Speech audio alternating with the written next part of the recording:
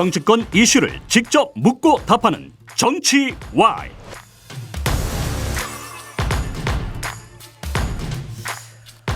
네, 정치와의 오늘 컨셉은 빅텐트 회담으로 잡았습니다. 창당 순으로 소개해드리겠습니다. 개혁신당 김용남 정책위의장 그리고 미래대연합 박원석 창준희 공동대표 두 분 모셨습니다. 어서 오십시오. 네, 안녕하세요. 안녕하세요. 역시 빨리 창당하길 잘했군요. 아, 이렇게 먼저 소개되는 그러니까 이 창당 프리미엄을. 순서인지는 몰랐습니다. 네. 아니 근데 그렇지 않아도 아까 좀 전에 있었던 그 배현진 의원 건에 예. 대해서 이거 어떻게 보시는지 코멘트 한 마디씩만 짧게 들어봤으면 좋겠습니다. 이게 이런 일이 생겨서는 안 되는데. 그렇죠. 범인의 범행 동기라든지 뭐 배경을 좀 들여다 봐야 되겠습니다만 금년 초에 이재명 대표가 피습을 당했잖아요. 네. 그리고 이번엔 또 배현진 의원이 뜻하지 않게 피습을 당했는데 정치권에 왜 이런 일이 자꾸 생기는지 모르겠어요. 정말 이런 정치 테러가 막 일어났던 것은 좀 전에 저희끼리도 얘기했습니다만 예.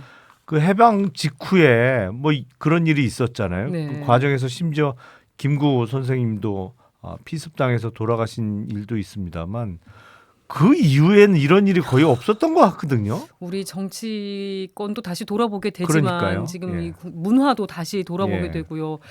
박원석 대표님은 어떻게 보십니까? 뭐 일단 굉장히 놀랬고요. 그 앞서 이재명 대표 피습 사건에 이어서 아직 동기가 구체적으로 밝혀진 건 아니지만 정치인이 또 길거리에서 네. 이런 일을 당했다는 게 좀 충격적이고요. 결국에 우리 정치가 너무 이렇게 서로를 증오하고 편을 갈라서 싸우는 정치가 되다 보니까 그런 이제 증오의 정치가 급기야 이런 일까지 불러오는 게 아닌가. 네. 결국 정치하는 사람들이 다들 좀 그 성찰해봐야 될 그런 대목이 아닌가 싶고요. 이번 총선이 그래서 굉장히 중요한 것 같습니다. 이번 총선도 지금 어쨌든 양당을 중심으로 아주 과열된 대결 양상을 벌써부터 보이고 있는 예. 상황인데요. 뭔가 이게 민생과 미래를 위한 정책 대결이나 대안을 가지고서 하는 경쟁 같은 게 과연 이번 총선에서 일어날 수 있겠나 이런 회의들이 굉장히 많아요. 삼지대 역할도 그래서 그런 면에서 굉장히 좀 중요하다고 생각하고요. 예. 저는 뭐 마음 같아서는 정치인들이 무슨 공동 선언이라도 했으면 좋겠어요. 저런 이제 행위에 대해서 비난하는 것뿐만이 아니고 예. 이런 증오와 대결의 정치를 넘어서 뭔가 이 서로 합리적으로 경쟁하면서도 상생할 수 있는 이런 정치로 나가자 이런 예. 공동선언이라도 해야 되는 거 아닌가 이런 생각이 얼핏 들었습니다. 근데 여야 간에 공동 선언을 한다고 해결될 문제가 는 아니지만. 아닌 것 같아요. 왜냐하면 요새 보면 여야 간의 대결보다 같은 당 안에서의 대결이 더 치열하고 더 희한한 풍경들이 많이 일어나는데 그렇습니다. 뭐 여야 간에 서로 안 싸우기로 약속한다고 해결된 문제가 아닌 것 같아요. 그래서 그 얘기부터 그러면 한번 네. 해보려고 합니다. 개혁신당이 지난주 토요일 날 이제 창당을 식을 하셨는데 일요일 날 폭탄 터지듯이 윤한 갈등이 뉴스를 뒤덮었습니다. 그래서 저희도 월요일 날 천하람 최고위원 모시고 인터뷰를 했는데 신당 얘기보다 요 얘기를 사실 더 많이 하게 됐거든요. 개혁신당 분들 입장에서는 조금 속상하셨을 것 같기도 해요. 어떠십니까? 저희는 저희가 최대 피해자라고 생각하고 있어요. 사실은 창당을 딱 해갖고 네. 많은 이목이 집중되고 그래서 개혁신당에 대한 설명도 국민들께 최대한 많이 드리고 각 지도부가 나가서 방송에서 앞으로 저희가 어떻게 하겠습니다. 어떠한 모습의 새로운 정치를 보여드리겠습니다. 뭐 이런 얘기를 막 해야 되는 시기인데 말씀 그대로 완전히 저희는 폭탄 맞았죠. 대통령과 여당 대표가 근데 어떻게 할 방법이 없어요. 갈등을 왜냐하면 벌이느라. 이런 장면을 처음 보잖아요. 저희도 처음 보거든요. 예. 그리고 이런 일이 어떻게 가능한가. 정말 어리둥절할 수밖에 없는 상황이었기 때문에 뉴스 점유율이 뭐 압도적으로 그냥 네. 이 뉴스가 다 잡아먹었죠. 뭐. 그렇습니다. 어떤 부분이 가장 문제라고 보셨습니까? 박원석 대표님은? 그러니까 저는 대통령이 비서실장을 보내서 비대위원장한테 사퇴를 종용했다. 이거 그 자체로서 직권남용이고 네. 헌법 위반이죠. 과거에 국정농단 수사팀에 윤석열 대통령도 계셨고 그렇습니다. 한동훈 비대위원장도 있었기 때문에 네. 너무 잘합니다. 그걸로 박근혜 전 대통령 징역 2년 확정받았거든요. 네. 똑같은 일이 지금 벌어지고 있는 거예요. 그래서 이관섭 비서실장이 갔다는 사실이 확인되고 난 뒤에 대통령실이 지금 물러나는 모습을 보이는 것도 비단 이게 정치적인 이슈만이 아니라 나중에 사법적인 이슈까지도 될 수 있기 때문에 물러서고 있는 게 아닌가라는 생각이 들고 일각에서는 이제 한동훈 비대위원장이 공개했다. 네. 아예 일부러 이제 이런 해석까지도 나오고 있어요. 나오고 있지 않습니까? 이게 무슨 궁중암투도 아니고 지금 그 여당 내부에서 뭐 총선 앞두고 이런저런 일들이 있습니다만 김건희 그 여사 문제를 둘러싼 김경률 비대위원이나 네.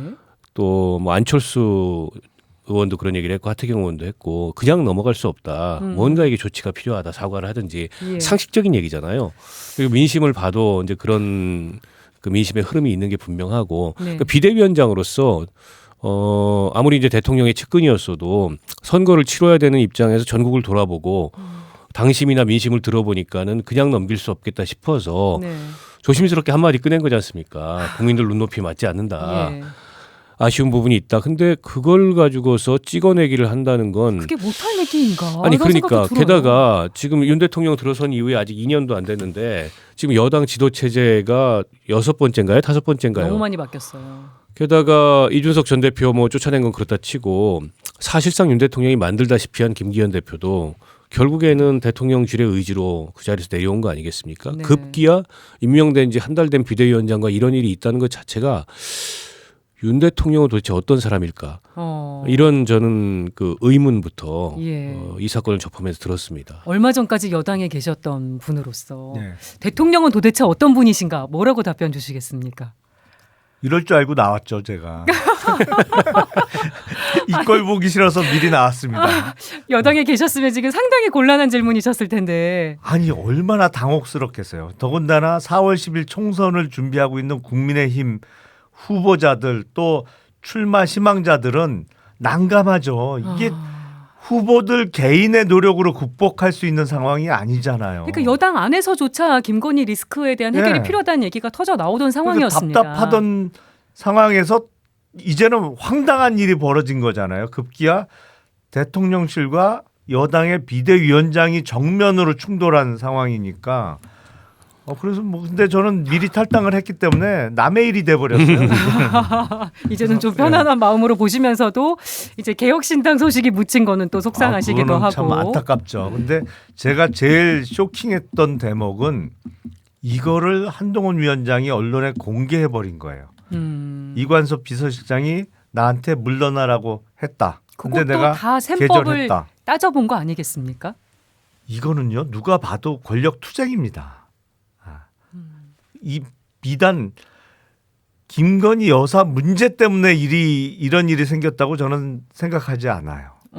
이건 앞으로 있을 국민의힘의 공천과 관련된 예. 그리고 이 국민의힘이 윤석열 당이 되느냐 한동훈 당이 되느냐 예. 이걸 놓고 벌어지는 권력 암투지 단순히 뭐 한동훈 위원장이 정의감에서 이 영부인 문제를 분명히 짚고 넘어가야 된다. 그 이유 때문에 이런 일이 벌어졌다고는 생각 안 해요. 그러면 얘기해 주셨으니까 앞으로 국민의힘은 한동훈 당이 될 것인가 윤석열 당이 될 것인가 어떻게 보세요? 지금 1라운드는 끝났잖아요. 네. 대통령실이 기습을 받고 한 발 물러섰어요. 그리고 사천까지 사실은 모양새를 보면 윤석열 대통령이 한동훈 위원장을 쫓아간 모습이 연출이 됐잖아요. 네. 뭐 미리 한동훈 위원장은 가기로 먼저 돼 오픈이 있었고. 됐었고 그 시간대에 맞춰서 대통령이 사천을 내려갔기 때문에 모양새는 네. 딱 그렇게 됐는데 앞으로 있을 2라운드가 중요하겠죠. 저는 여기서 끝났다고 생각 안 해요. 분명히 2라운드가 벌어집니다. 박원석 대표님은 앞으로 일이 미칠 파장, 총선에 미칠 영향까지 어떻게 보세요? 일단은 약간 양측이 그 봉합 모드에 들어갔는데 본질적으로 해소가 안 됐잖아요. 네. 여전히 김건희 여사 문제에 대해서 한동훈 비대위원장이나 당에서는 이대로 넘어갈 수 없다. 뭔가 조치가 필요하다는 거고 대통령실에서는 그치 고민이 얼마나 있는지 모르겠는데 과거의 입장에서 다른 전향적인 입장을 아직은 밝히지 않고 있어요. 그러면 예. 이게 이제 불씨가 돼서 이후에 다시 갈등이 재현될 소지가 있고요. 그리고 윤 대통령이 뭐 이런 걸 잘 넘어가는 분이 아니에요. 이전에 뭐 이준석 전 대표 사례도 보고 다른 사례를 보더라도 때문에 이거는 어떤 식으로든지 일종의 이제 2라운드가 네. 예정돼 있는 상황이라고 보고요. 대통령이 그 총선이 끝나게 되면요 이대로 바로 레임덕입니다. 이게 이제 야당에 의해서 뭐 야당의 의석수를 많이 가져서 이런 게 아니고 네. 정권의 레임덕은 항상 내부에서 와요. 그러면 한동훈 위원장이 유리해지는 겁니까? 아니 이제 차기 주자가 대통령 임기가 3년이나 남았는데 이렇게 빨리 부각이 되고 그 이 미래 권력과 현재 권력이 충돌하는 모습을 빚었다는 것 자체가 대통령의 권위부터 시작해서 상당한 전 손상이 온 거라고 보고요. 이대로 만약 총선이 끝나서 한동훈 비대위원장이 일정한 그 총선의 성과를 거둔다. 지금 뭐 객관적인 예측은 총선에서 매우 어려울 거다 여당이 이런 예상이 네. 많잖아요. 근데 이제 그럼에도 불구하고 예상 외의 결과를 낸다라고 예. 한다면 바로 권력의 이제 균형추는 이 미래 권력으로 넘어가게 되고 대통령이 그때부터는 여당을 통제 못하는 상황이 올 겁니다. 때문에 이게 이제 심상치 않은 저는 충돌이라고 보고요. 결국 이 문제 해결하려면 네. 저는 민심을 직시하고 김건희 여사 문제를 정면 돌파해야 된다, 풀어야 된다. 그렇지 않고서는 이게 해결이 안 된다고 봐요. 근데 어제도 저희가 이 주제로 다른 패널들하고 토론을 했는데 윤석열 대통령의 판정승이라고 얘기해 주신 분도 계세요. 어쨌든 김건희 여사라는 뇌관을 건드리지 못한 채 봉합이 된 거 아니냐 이렇게 보는 시각도 있었거든요. 근데 제가 보기엔 근본적인 문제는 김건희 여사에 대한 문제가 아니고 공천 문제예요. 결국엔 국민의힘 공천을 누가 짜놓은 대로 할 거냐. 그게 진짜 핵심이다. 그게 핵심이기 때문에 진짜 폭탄은 아직 터지지도 않았습니다. 그러니까 김건희 여사에 대한 문제 뭐 봉합 수준으로 덮으려고 하지만 또 문제는 되겠죠. 네. 그렇지만 그거는 제가 보기에 근본적인 문제는 아니에요. 그렇군요. 또 어떤 폭탄이 터질지 네. 지켜보기로 하고요. 그리고 정치권에 도는 얘기들 중에 이런 게 있습니다. 하나는 국회의원 배지 달지 못하면 사람이 아니다. 또 하나는 지지율 깡패. 지금 미래대연합과 개혁신당 각각 대표 주자로 여기 앉아 계신 거니까 이 말이 의미하는 바를 아마 더 곱씹어 보고 계시지 않을까 싶은데요. 지금 배지 3개로 출발한 미래대연합, 그다음에 제3지대에서 가장 압도적인 지지율을 가진 개혁신당. 누가 더 유리하다고 보시는지 현재 상황에서 어떤 게 더 힘을 발휘한다고 보십니까? 그 두 가지 말씀을 주셨잖아요. 네. 보다 정확하게 표현을 하면 원숭이는 나무에서 떨어져도 원숭이지만 국회의원은 선거에서 떨어지면 사람도 아니다. 그게 이제 가장 여의도에서 도는 정확한 표현인데 두 번째 말씀 지지율이 깡패다. 그게 맞아요. 사실은 네. 지지율을 그런 거잖아요. 국회의원 현역 의원이 아무리 많이 뭉쳐 있어도 누군가가 아니면 다른 정치 세력이 지지율이 높으면 그쪽으로 그 구심력이 작용할 수밖에 없어요. 예. 그러다 보니까 저희가 이제 막 원내 정당이 되려고 합니다. 지금 네. 합당을 준비하고 있고 아직 한국의만. 합당 절차가 완료는 안 됐기 때문에 아직은 원내 정당이고 이제 곧 원내 정당이 되면서 한석을 보유하게 됩니다. 물론 미래대연합이 3분의 현역 의원이 계시기 때문에 의석수는 많습니다만 지지율이 땡기는 구심력이 좀 더 세지 않을까. 개혁신당에 그런 아주 생각이 듭니다. 유리한 답변을 해주셨고 아니 그래도 배지 3개의 힘도 크지 않습니까? 돈만 포기하면 돼요. 그렇죠. 네. 뭐 현실적으로 지지율이라는 건 이제 선거를 앞두기 때문에 굉장히 중요한 요소고요. 예. 또 삼지대의 이른바 삼지대 여러 가지 이제 신당 그 흐름들이 있는데 그 신당 흐름들을 통합하는 데 있어서도 굉장히 중요한 경쟁력의 요소인 것만은 분명하고요. 네. 근데 이제 현역 의원이 있다는 건 그만큼 어쨌든 신당을 준비하고 삼지대를 통합하는 과정에서 유리한 교두보인 것도 맞습니다. 왜냐하면 양 당에서 이제 공천 과정을 겪으면서 추가적으로 이탈될 소지들이 있어요. 예. 그리고 그런 고민들이 있는 분들도 있고, 근데 이분들도 가급적이면 어쨌든 기존의 의원들이 있는 곳을 향해서 이 마음이 쏠리게 돼 있습니다. 그러니까 2016년도에 그 안철수 대표가 만들었던 국민의당이 선거를 치르기 전에 교섭단체가 됐습니다. 네. 그게 가져온 효과가 굉장히 커요. 왜냐하면 선거 국면에 들어가면은 언론 보도도 그렇고 전체적인 구도가 양당 구도로 재편이 되는데 네. 그 한 축을 형성을 하면서 양당 구도가 아닌 삼자 구도를 유지하게 하는 힘이거든요. 네.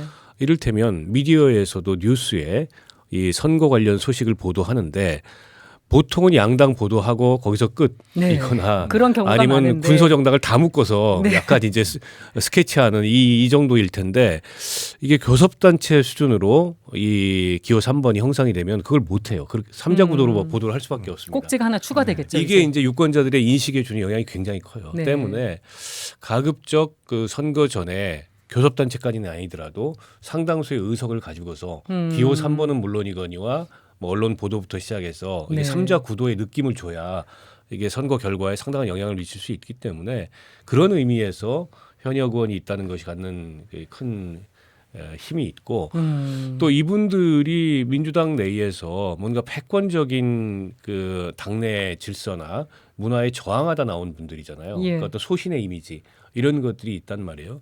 근데 그런 게 또 그 이 신당을 하는 데 있어서 굉장히 중요한 일종의 가치이자 이미지일 수 있기 때문에 그런 의미가 있다고 저는 생각을 합니다. 그 조응천 공동대표가 두만강 얘기를 했었습니다. 네. 두만강 반대편에서 불빛을 깜빡이고 있다. 그러니까 지금 더 건너올 사람이 있다는 얘기를 암시하신 얘기로 저희는 들었는데 몇 분이나 더 계십니까? 너무 그걸 궁금해요. 뭐 이제 저희가 몇 분이라고 얘기하기는 좀 어렵고 아마 고민이 있는 분들은 굉장히 넓게 있을 겁니다. 깜빡이가 몇 개 보이시는지. 실제 그 출마를 안 하겠다고 하는 민주당 의원들이 늘어가고 있잖아요. 예. 그분들이 삼지대에 오실 건 아닌데 그분들이 이제 고민 속에는 그런 게 있는 거예요. 지금 정치가 이렇게 양당 정치가 퇴행이 돼도 되나? 민주당이 이게 옛날 민주당의 모습과는 너무 다르다. 근데 이런 문제의식을 가지고 불출마를 선언하는 분들도 있는데 네. 그냥 불출마를 선언하는 게 아니고 이런 현실을 좀 바꿔봐야 되겠다. 이런 적극적인 의지를 갖고 고민하는 분들이 더 있다고 저도 얘기를 들었고요. 그러나 이게 워낙 예민한 문제입니다. 왜냐하면 공천이 진행되고 있기 때문에 그렇죠. 자칫하면 이 굉장한 이제 불이익을 그분들이 입을 수도 있고 또 정치인의 거치는 굉장히 실존적 결단의 문제여서 네. 남들이 뭐라고 함부로 입에 올릴 문제가 아니에요. 그런 차원에서 지켜보는 입장이고요. 네. 저희 내부에서 저희끼리도 그건 잘 얘기를 안 합니다. 그러세요. 예, 의원들이 주로 의원들을 만나는데 예. 이건 워낙 예민한 문제있고 자칫 이게 얘기가 잘못 나가면 굉장히 어쨌든 당사자에게 큰 부담이 될 수 있어서 민감한 부분. 저희 내부에서 정보 공유를 잘 하지 않습니다. 이거. 아마 이 질문 정말 많이 받으셨을 테지만 그래도 또 드리겠습니다. 제3지대 빅텐트 정말 가능하냐? 많이 받으셨죠? 가능하죠. 노력하고 있고 예. 사실은 이번 주 월요일만 해도 미래대연합에 계신 현역 의원 세 분 포함해서 네. 박원석 전 의원을 포함하는 분들이 개혁신당하고 금방 합쳐질 줄 알았어요. 저희는 뭐 그런저런 메시지도 있었고 예. 얘기도 진행이 됐었기 때문에 그렇게 되면 그 저희가 지금 양양자 의원 한석인데 세 분이 오시면 네석 금방 더 정당이 늘어나는. 되잖아요. 네. 그렇게 되면 이제 가속도가 붙어서 쫙 늘어날 거로 기대를 하고 상당히 좋아했는데 갑자기 또 미래대연합이 새로운 미래와 뭐 같이 할 것 같은 뉴스가 그 이후에 나와서 아니 갑자기 왜 또 이 상황이 변했나 저희도 궁금해하고 있습니다. 근데 빅텐트는 계속 노력하고 저는 예. 가능하다고 생각을 해요. 뭐 시간 차이긴 하겠지만 예, 예. 가능하다. 아니 여기서 기대하고 계셨다는데 왜 안 됐던 겁니까? 아니 그러니까 저는 뭐 미래대연합에서 네. 지금 창준이 단계이기 때문에 현재 목표는 창당을 하는 게 목표입니다. 예. 이미 창당된 어떤 당에 들어간다는 얘기는 전혀 해본 바가 없는데 왜 그런 기대를 갖게 됐는지 그건 잘 근거가 여기서 뭐 다 오픈할 수도 없고 빨리 함께 하고 싶으셨던 마음 근거가 아닐까요? 없다고 보고요. 이런 겁니다. 지금 뭐 다른 당들은 창당을 하고 심지어 예. 합당도 했어요. 예. 여긴 근데 이제 빨라요. 미래대연합이나 새로운 미래는 창당 과정에 있고 그리고 여기가 배경이 좀 비슷하지 않습니까? 예. 이제 국민들이 보기에 혹은 지지자들이 보기에 저 두 개는 왜 각자 창당을 하지? 이런 의문을 안 가질 수가 없어요. 네. 그런데다가 아무래도 배경이 비슷하다 보니까 이게 창당 작업을 하려면은 시도당 5개를 만들어야 되는데 예. 5개 시도당을 세우는 과정에서 하부에서 느끼는 혼란이 굉장히 큽니다. 왜냐하면 그래요. 거기는 그 사람이 그 사람이고 한 동네에서 한솥밥 먹는 사람들인데 이걸 예. 인위적으로 나눠가지고 어디는 여기 발긴, 어디는 저기 발긴 이건 좀 아닌 것 같다. 예. 이런 이제 실질적인 문제가 있는 데다가 5개 지금 이제 신당 주체들이 있는데요. 네. 저희는 원래 미래대연합은 원샷으로 이걸 통합하는 이제 그런 그림이 가장 아름답다. 그리고 가장 국민들 보기에도 깔끔하다 이렇게 생각했는데 이미 불가능해졌어요. 네. 그건 뭐 이준석 전 대표는 이제 양양 대표하고 합당을 선택을 했고, 예, 여기 중간 텐트가 먼저 형성이 됐습니다. 그리고 이제 설전 뭐 빅텐트 형성에 대해서도 굉장히 부정적이었고 그동안에 예. 때문에 저는 이해합니다. 왜냐하면 자기 깃발로 창당을 하면 그 예. 깃발을 흔들어서 승객들을 모으고 또 그 차에 태우고 그럼으로써 어떤 그 자기 비전을 국민들에게 제시하고 그러고 싶은 그 욕망도 있고 네. 또 그런 어떤 경쟁이 일어나는 게 전체적으로 파이를 키우는 데 좀 좋다고 생각해요. 때문에 저는 전혀 부정적이지 않고요. 네. 이제 그 얘기는 각자 그 역할을 해야 되는 겁니다. 어. 그래서 지금은 이게 뭐 오자가 원샷으로 빅텐트를 형성하는 건 불가능해졌고요. 다 창당하고 네. 또 각자의 깃발을 가지고 일정하게 이제 비전 경쟁도 하고 또 국민들에게 어떤 새로운 정치를 선보일지 예. 이런 걸 제시한 이후에 결국에 2월 말 3월 초쯤에 상황이 만들어내는 압력들이 분명히 있을 거거든요. 네. 그 상황에서의 어떤 그 지금보다 더 긴밀한 노력들이 이루어져야 예. 되니까 저는 경로를 그렇게 보고 있어요. 뭐 원샷은 어렵지만 그래도 가능할 거라고 하셨는데 이 모든 이제 제3지대를 모으는 빅텐트의 최소 공배수는 뭐가 돼야 된다고 보세요? 우선은 지금 국민의힘과 더불어민주당에서 보여주고 있는 패권주의, 네. 한쪽은 친윤 패권, 한쪽은 친명 패권, 그거에 대한 거부는 공통된 의식으로 갖고 있는 것이죠. 그리고 예. 상식에 기반한 정치를 하겠다는 것, 그리고 어느 한쪽이 지금 국민의 눈높이에 맞지 않는 행동을 할 때 제3지대에 있는 정치 세력이 하나의 힘으로 뭉쳐서 거기서 균형을 잡는 역할을 하겠다. 네. 그리고 제가 보기엔 물론 지금의 여당 또 거대 야당 출신으로 정치적 출발점은 틀렸습니다만 어떤 정치 철학이라는 면에서 큰 차이가 있다고는 생각이 안 돼요. 네. 그러니까 지금 새로운 미래 측의 통합과 관련한 창구가 신경민 전 의원님이시거든요. 예. 저하고 자주 만나는데 얘기를 나눠보면 도대체 뭐 차이가 없어요. 많은 면에서 공감하는 부분이 매우 많습니다. 그래서 예. 사소한 차이는 극복을 해야 되고 반드시 통합의 방식이 이른바 완샷 통합이 가장 좋은 방법이냐? 그건 아닌 것 같아요. 완샷은 일단 5명이 모여서 한마디씩만 해도 시간이 오래 걸리고 그쵸. 절차도 복잡해지고요. 그래서 이렇게 단계를 거쳐가면서 하는 통합이 오히려 전체적인 시간을 줄일 수 있는 거 아닌가 싶고 미래대연합도 언젠가는 같이 하지 않을까라는 네. 기대를 하고 있습니다. 네. 그러니까 저는 결국에는 그 공통 분모를 찾을 수 있는 거, 또 공통의 가치와 비전에 있어서 가장 우선되는 거는 정치 혁신, 정치 개혁이 아닌가 싶어요. 네. 지금 대한민국이 직면한 이 민주주의 위기, 또 민생의 위기, 미래의 위기, 3가지 큰 위기가 있는데 그 위기의 원인은 결국에 이 뒤처져 있는 정치에 있다고 생각하거든요. 네. 그러니까 양당 중심의 그런 기득권 정치, 서로를 증오하고 혐오하는 이런 진영 대결 정치, 네. 이거 넘어서야죠. 그런 측면에서 저는 거의 이제 차이들이 없고 공감대를 가지고 있다고 생각하고요. 네. 지금 보십시오. 이 한동훈 비대위원장과 윤 대통령 이 충돌을 통해서 들여다볼 수 있는 한국 정치의 문제점도 양당이 이렇게 총선이라는 큰 선거를 앞두고 또 지금 경제가 얼마나 위태롭습니까? 그렇죠. 이제 국민들은 물가가 너무 많이 올라가지고 그것으로부터 상당히 고통받고 있는데 양당은 권력 투쟁에 몰두하고 있어요. 내부 권력 투쟁에. 여야 할 것 없이 네. 한쪽에서는 대통령과 비대위원장이 충돌하고 있고 한쪽에서는 뭐 친명 자객 공천이니 이러면서 주류와 비주류가 충돌을 하고 있거든요. 예. 지금 양당의 양극단 정치가 보여주는 모습이 국민들이 정말 고통받고 힘들어하는 그런 문제와는 거리가 먼 그런 정치를 보여주고 있습니다. 이게 저는 단적으로 이 새로운 어쨌든 정치 세력의 필요성을 증명하는 거라고 보고요. 네. 지금 이제 무당층이 한 30% 가까이 이릅니다. 나오고 있죠. 예, 여론조사에서 제가 여론조사 전문가들 말씀을 좀 들어봤더니 역대 이렇게 무당층이 커진 게 없었다.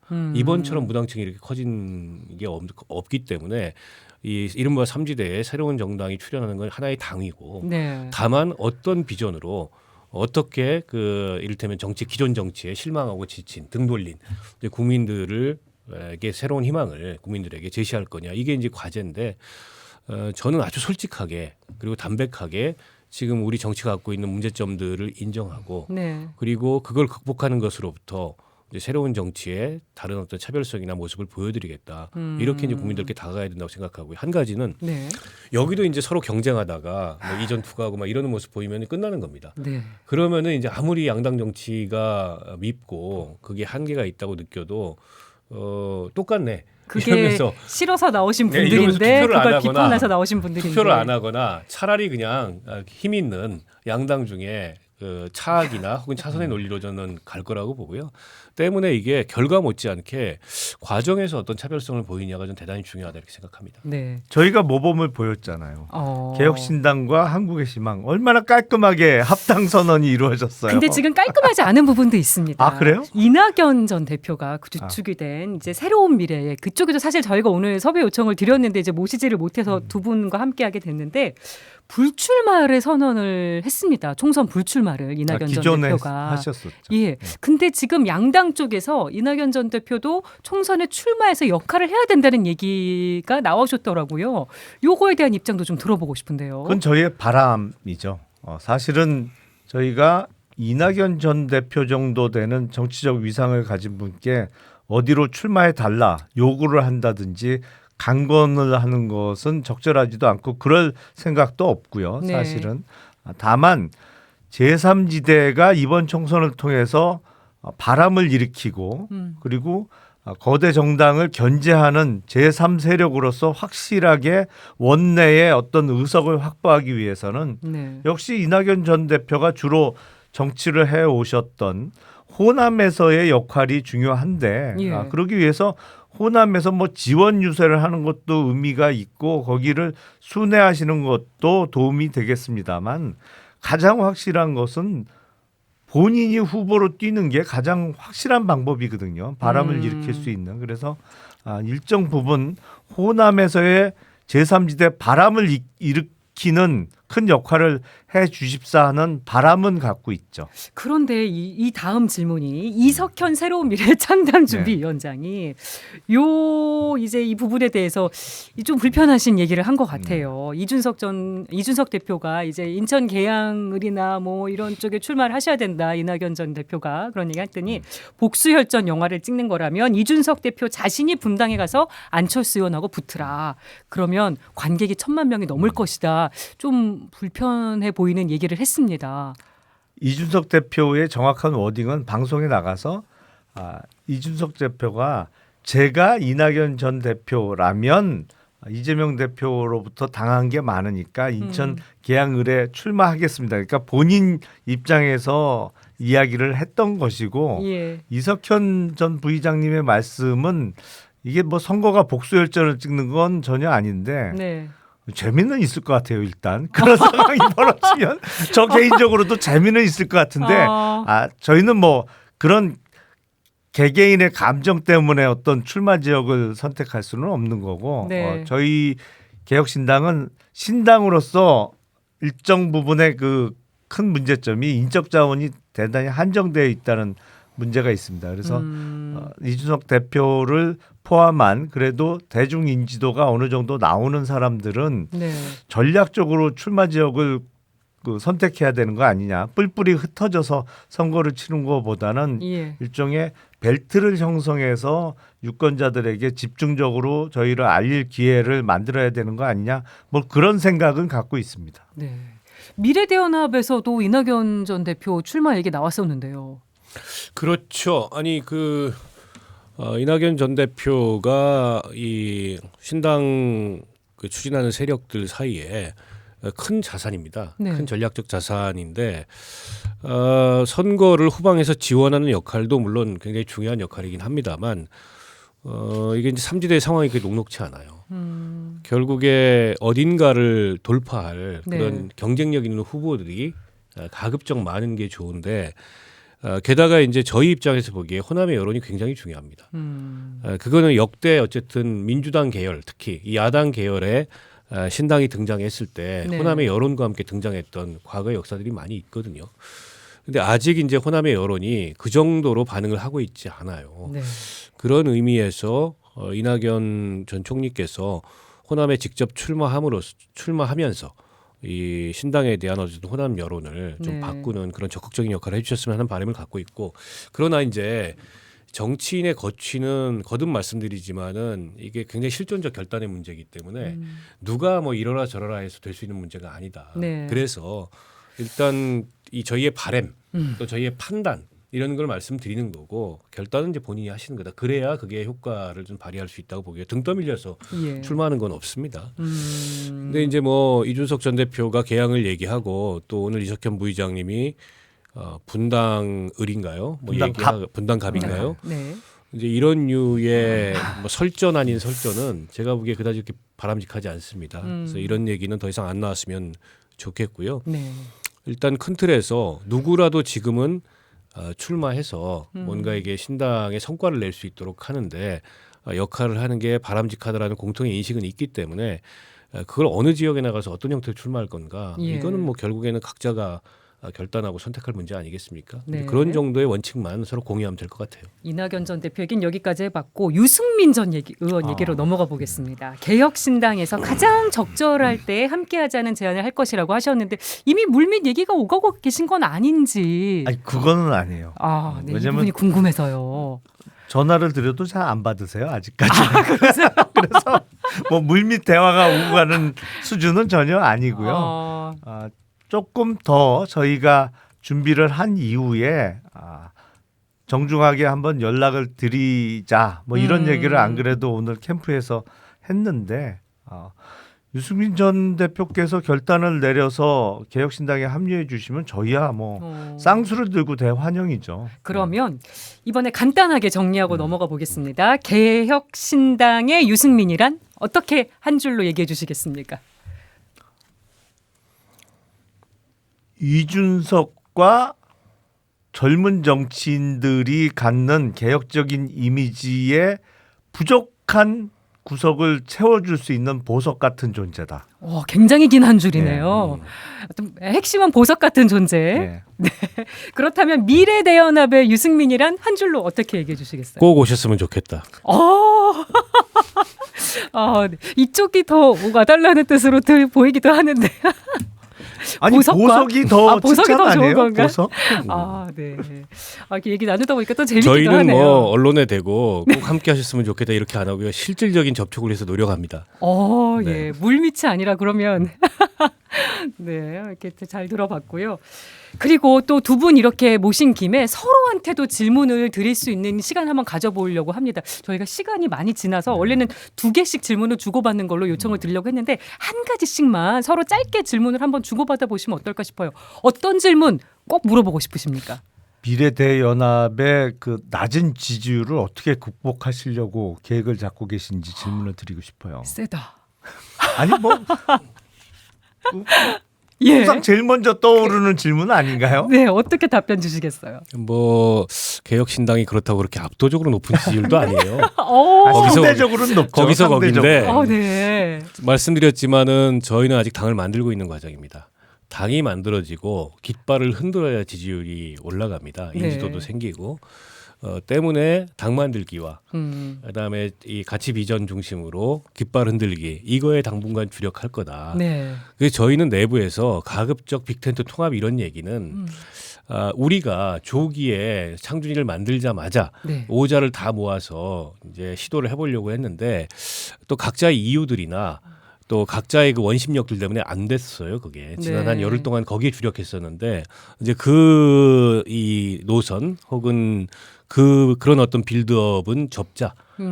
그리고 일종의 이제 자강이죠. 네. 그러니까 자강에 주력하자라고 내부적으로 정리가 됐어요. 예. 그러다 보면 지지율은 저는 따라온다고 봅니다. 예. 더군다나 여기 현역 의원들이 있기 때문에 네. 정치적 발언대가 굉장히 넓어요. 네. 그런 것들을 10분 활용하겠다 이런 생각을 갖고 있습니다. 약간 미묘한 신경전이 느껴지는 것 같기도 한데 이번에 어떤 질문 던지시겠습니까? 그러니까 저는 이제 이 개혁신당의 세대 전략이 결국에 2030 남성 전략인 것 같아요.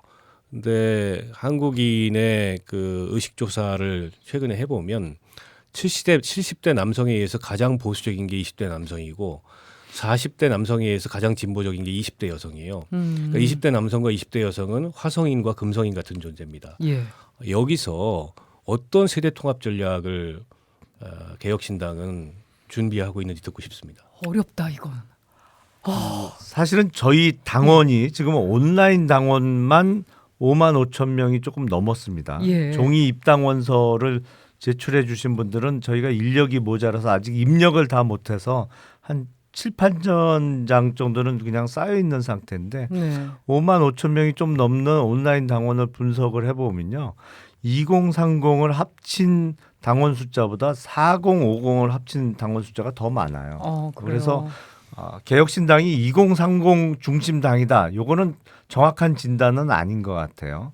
그래서 20부터 거의 50까지는 골고루 지지를 받고 있다고 보이고 다만 남성에 비해서 여성에서 조금 지지율이 떨어지는 거는 사실입니다. 그런데 저희가 지금 7번째 정강 정책 시리즈를 발표했어요. 계속 하고 계시죠? 교육도 있고 또 자본시장 선진화도 있고 뭐 여러 가지 정책 또 과학기술과 관련한 또 검찰 개혁과 관련한 정책도 계속 발표를 하고 있는데 여성 유권자들을 상대로는 앞으로 남은 정강 정책 시리즈로 인해서 여성들이 보다 호감을 가질 수 있는 정책 또 공약 이런 거를 통해서 계속 접근을 해야겠죠. 그리고 나오긴 나옵니까? 그럼요. 네. 더군다나 이제 저희 정당의 유일한 현역 의원께서 여성 국회의원이시잖아요. 양희장 의원님이. 물론 양희장 의원님은 과학기술에 아주 강점을 갖고 계신 분입니다만 저희가 조금 부족한 부분을 더 채워주시지 않을까라는 기대를 하고 있습니다. 마지막 질문으로 요 질문 드려볼게요. 개혁신당과 미래대연합의 합당 윤곽은 언제쯤 나올 것인가? 저는 뭐 개혁신당뿐만이 아니라 네. 전체적으로 이 신당 세력들 간의 이제 통합 내지는 이른바 빅텐트 윤곽은 결국에는 2말 3초쯤 나온다라고 생각하고요. 이게 이제 각자가 갖고 있는 의지도 중요한데 결국 상황이 만들어내는 압력이 저는 훨씬 더 클 거라고 봅니다. 네. 근데 지금 국민들이나 유권자들은 다 그 점을 지켜보고 있어요. 과연 그 뭐 양당에서 나온 사람들이 이거 기존 정치를 비판하면서 뭔가 새로운 정치를 해보겠다는 거 좋은데 뭔 얘기인지 알겠는데 근데 당신들은 각자 할 거야? 아니면 힘을 합쳐서 그 하나로 할 거야? 요게 이제 궁금하거든요. 관심사거든요. 네. 이게 더 커질 겁니다. 네. 시간이 가면 갈수록 저는 그 임계점이 2월 말 3월 초쯤 될 거라고 보고 그때쯤이면 각자 당을 만들어서 자기 깃발을 흔들 만큼 흔들었을 거고 자기가 불러 모을 수 있는 이를테면 지지자들을 불러 모을 만큼 불러 모았기 때문에 네. 그걸 가지고서 어떤 시너지를 만들어서 통합할 건가 여기에 이제 논의가 집중될 수밖에 없고요.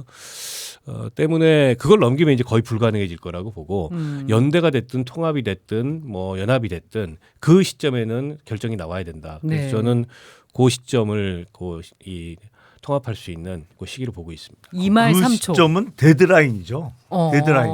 네. 그때까지는 무조건 해야 되고 그때를 넘기면 못하는 거죠, 사실은. 이준석 대표는 뭐 골든타임 얘기도 하셨어가지고. 그 골든타임은 이제 최적의 시기는 지났다. 그러니까 각자 창당에 이르기 전에 네. 힘을 모아서 같이 창당하는 게 최적의 시기였는데 그거는 지났다는 의미고요. 소위 얘기하는 이미 이제 틀렸다 뭐 아니면 그게 아니라. 어려워졌다 이런 의미에서의 골든타임은 전혀 아니었고요. 이제 다음 달에 설이 있잖아요. 네. 설 전까지는 제가 예상해 보건대 기존에 5개 그룹이 제3지대에 있었는데 이제 4개가 된 것이죠. 예. 개혁신당과 한국의 신망이 합당하기로 하면서 근데 설날 때쯤은 제3지대에는 2개 정도의 정치 세력이 남아 있을 것 같아요. 네. 설 전에 아마 미래대연합이 저희하고 같이 하기를 저는 희망하고 있습니다만 어쨌든 2개 네. 정도가 남아 있을 것 같은데 가능하면 설 이후에 결정을 하는 게 더 좋겠죠. 사실은 그래야 공천 작업을 제대로 좀 진행할 수 있는 그것도 상당히 시기적으로는 걸리니까요. 빠듯합니다만 그렇죠. 공천 작업을 같이 할 수가 있거든요. 예. 2말 3초 정도 되면 사실은 상당 부분을 각자 공천을 진행해 놓고 그때 가서 조정해야 되는 수도 상황이기 있으니까. 때문에 결코 그 작업이 쉽지 않을 겁니다. 그래서 설 전까지 대충 2개 그룹이 남고 설 이후에는 좀 본격적인 네. 하나로 합치는 작업을 해야 되지 않을까 그렇게 예. 생각을 합니다. 두 분의 강론은 조금 차이가 있는 것 같네요. 진짜 마지막으로 국민께 한마디씩 해주신다면 카메라 여기 있습니다. 누가 먼저 할까요? 먼저 하세요. 네. 제가 먼저 할까요? 먼저 창당하신. 자, 국민 여러분 이제 4월 10일 총선이 그야말로 70여일밖에 남지 않았습니다. 그런데 이번 총선에서 개혁신당을 포함한 제3지대에게 아무리 적어도 20석, 좀 욕심을 저희가 부리자면 50석 정도의 의석을 주시면 지금까지 혀를 차게 만들었던 한국 정치가 이렇게 변할 수도 있겠구나라는 새로운 정치를 보여드릴 수가 있습니다. 저희는 국민의 상식에 기반해서 어느 한쪽이 억지를 부릴 때 항상 상식의 편에 서겠습니다. 그게 여당이든 거대 야당이든 저희가 정 가운데에 있는 거중 조종자로서 국민의 편에 서는 새로운 정치를 보여드릴 테니까요. 제 욕심대로 말씀드리면 50석만 주시면 정말 감사하겠습니다. 네, 구체적인 수치를 얘기하셨습니다. 저는 50석보다 욕심이 좀 더 큽니다. 일당을 만들어 주시면 정말 대한민국의 미래를 바꿀 수 있다라고 생각을 하고요. 이야. 양당 정치 그동안에 국민들이 표를 몰아주셨는데 근데 양당 정치가 전혀 생산적이지 않은 게 이 정치라는 거는 경쟁이지 전쟁이 아닙니다. 네. 근데 서로를 거의 지구상에서 없애버려야 될 그런 존재인 것처럼 증오하고 경멸하고 대결하고 반목하는 이런 정치만 반복하고 있어요. 네. 거기서 어떤 민생도 또 미래도 대안도 비전도 찾아볼 수가 없습니다. 결국에 이 양당 구조를 바꾸지 않고서 선진국이 된 대한민국의 미래는 없구나. 이런 결론에 도달했기 때문에 저희가 기존에 하던 정치를 벗어나서 이런 새로운 정치를 하고자 각자가 노력을 하고 있고 또 힘을 합치고자 애를 쓰고 있습니다.